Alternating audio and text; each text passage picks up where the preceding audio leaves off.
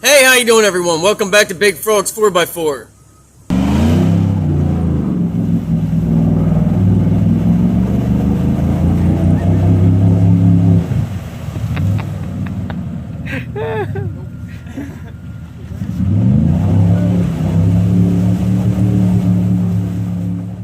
If you're having issues with your seat belts on the back of your Jeep XJ and they're not staying up, when you flip the seat up and you flip it back and you forget to put your seat buckles back up through the seat because they're hanging down loose like this one right here, I have a solution for you.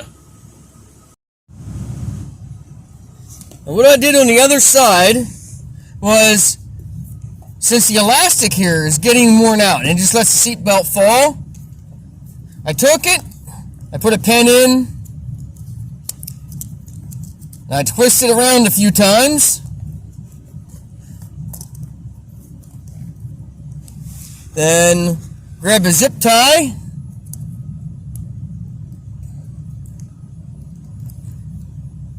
If you can, fish it up underneath there. I'm going to slide it down the pen a little bit.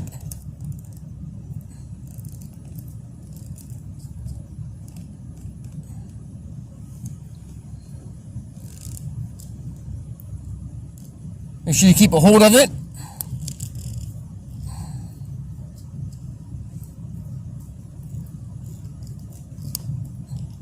There you got your zip tie fished through.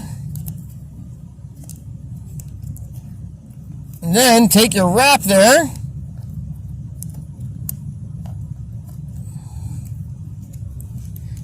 Fish it around your wrap here, around to your other strap here.